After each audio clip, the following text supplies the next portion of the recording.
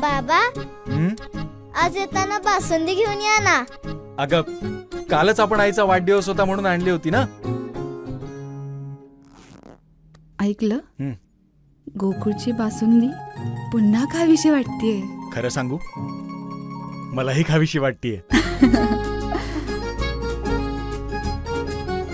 पुन्हा पुन्हा खावीशी वाटणारी गोकुळ बासुंदी. माझगाव जिल्हा परिषद मतदारसंघात महायुतीची बैठक पार पडली. यावेळी उपस्थितांनी विजयाचा विश्वास व्यक्त केला. पाहूया. गेली 4-5 दिवस मी असेल, विक्रांतजी असेल आणि आमची पूर्वी महिलांची टीम, आमच्या कार्यकर्त्याची टीम, आम्ही माझगाव गाव पुरा पिंजून काढला आणि जो प्रतिसाद आम्हाला मिळाला त्यावरून माझ्या विजयाची खात्री आहे असं मला पूर्णपणे वाटतं. खरं सांगायला गेलं तर सगळ्यात महत्त्वाचं म्हणजे महिला वर्गांची जी साथ होती, एक उत्स्फूर्तपणे त्या आमच्याबरोबर फिरत होत्या आणि त्या लोक बघतात की उमेदवारावर कोण आहेत, कार्यकर्ते आहेत, महिला वर्ग आहे. आम्हाला भरपूर लोकांनी सांगितलं की सचिन, तू आमच्याबरोबर ये, तुला असं देऊ तसं देऊ. पण आमच्यातला एक संघटनेतला कार्यकर्ता आहे. आम्ही म्हटलं नाही, संघटना सांगेल त्या उमेदवाराचं आम्ही काम करणार.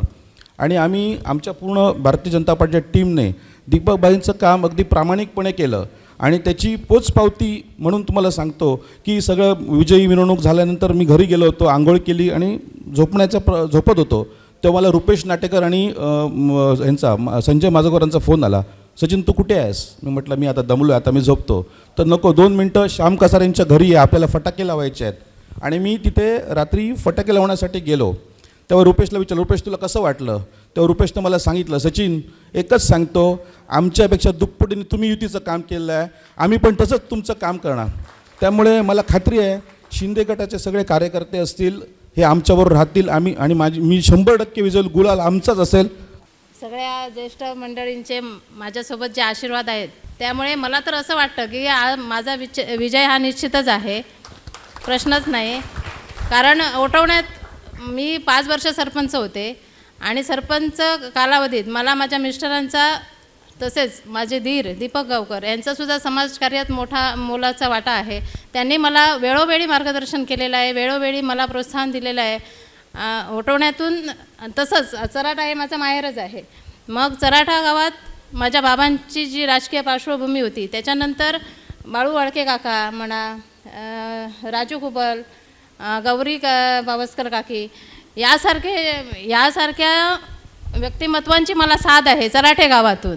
हे माझं आधी पहिलं भाग्य आहे. कसं असतं, एखादी निवडणूक लढताना पक्षाची साथ महत्त्वाची असते आणि माझ्याकडे तर 2 पक्ष आहेत, एक भारतीय जनता पार्टी आणि आमचा शिवसेना पक्ष. त्यामुळे मला तर असं म्हणजे मी तर घाबरत नाही याला सामोरं जायला निवडणुकीला, कारण माझ्या मागे भक्कम पाठिंबा आहे दोन्ही पक्षांचा. त्यामुळे अपक्ष जे राहिले आहेत त्यांना मी अजिबात घाबरत नाही, कारण माझा विजय निश्चित आहे हे मला आधीच माहीत आहे.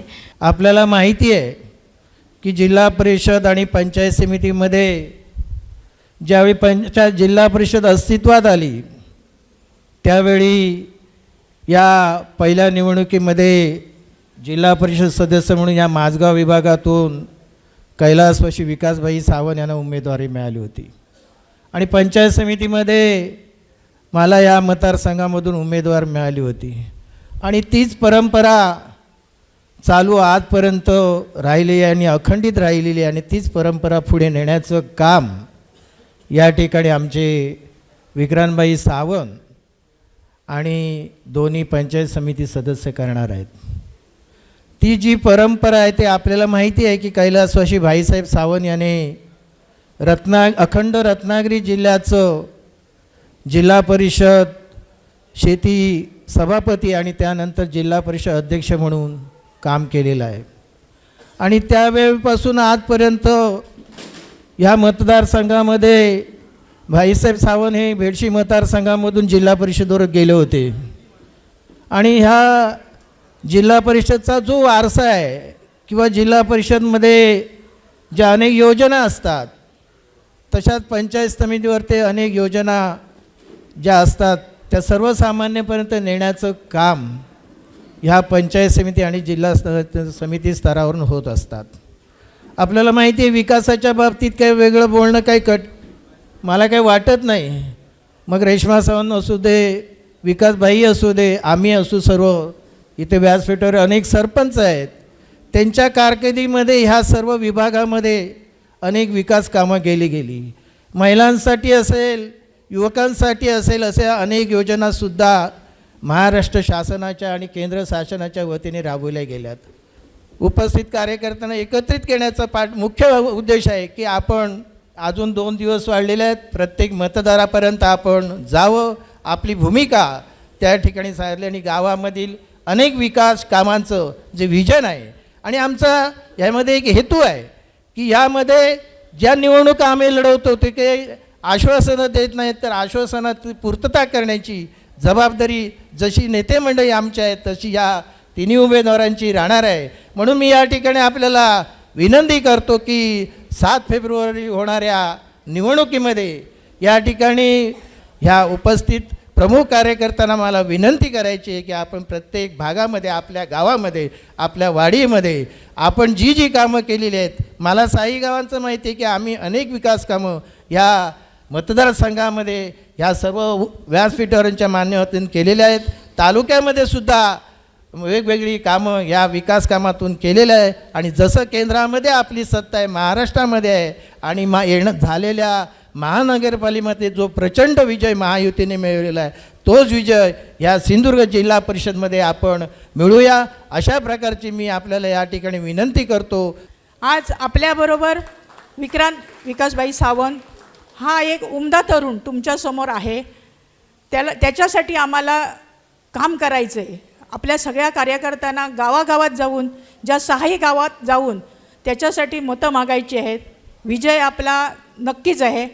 त्याबरोबर सचिन बिर्जे BJPचा एक तळागाळात काम करणारा कार्यकर्ता आहे. पक्षाने आज आपल्या कार्यकर्त्याला संधी दिलेली आहे.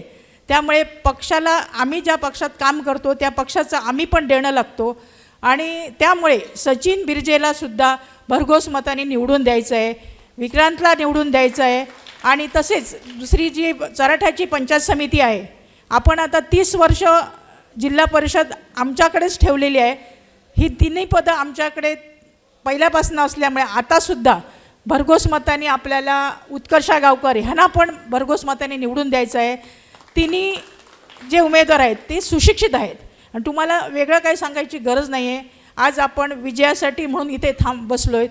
भविष्यात आपल्याला परत इलेक्शन झाल्यानंतर, मतमोजणी झाल्यानंतर अशीच एक सभा घ्यायची आणि त्या सभेत आपल्याला ह्या नवीन जी मुलं आहेत, ही तिन्ही मुलं, त्यांना काम करण्याची पद्धत समजवून सांगून त्याप्रमाणे आपल्याला भविष्यात 6 मतदारसंघाच्या 6 गावांचा विकास हा करायचा आहे आणि त्याच्यासाठी तुमची साथ मला गरजेची आहे.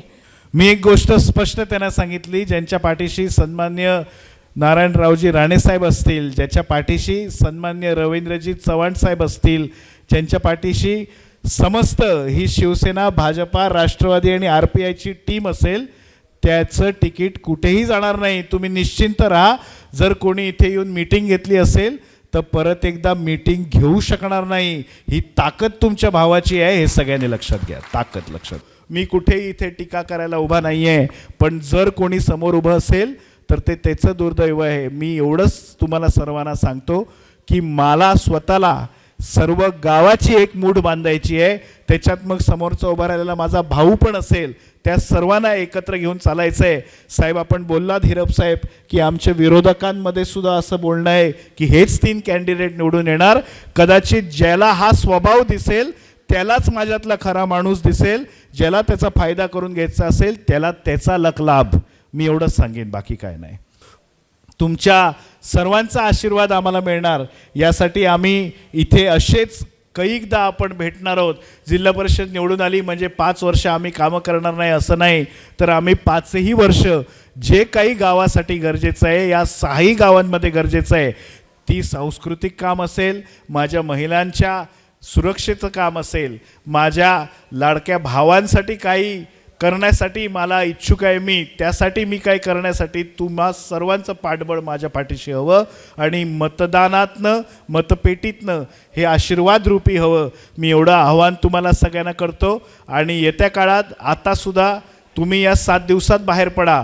आपला फोन ह्याला आपलं अस्त्र बनवा आणि विविध लोकांना फोन करा, आपल्या आप्तेष्टांना फोन करा, त्यांना सांगा आणि हा प्रचार पुढची 7 दिवस असाच चालू द्या.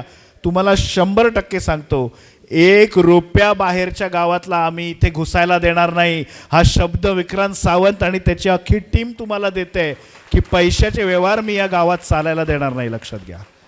विक्रांत, समोर गर्दी बघितल्यानंतर असं वाटतं की तुझा विजय पक्का आहे, त्यात कोणतीही शंका नाही आहे. आणि आम्ही माहिती घेतल्यानंतर असं पण लक्षात आलं, विक्रांत निवडून येणार, पण तो प्रचंड बहुमताने निवडून येणार. समोर ज्याचं डिपॉझिट राहील की नाही हे पण मला माहिती नाही. कारण उमेदवार कसा असावा, सर्वसामान्यात मिसळणारा असावा, त्याची वागणं चांगलं असावं, बोलणं चांगलं असावं, समाजात काहीतरी त्याने केलेलं असावं. यांची घराण्याची परंपरा आहे सावंतांची.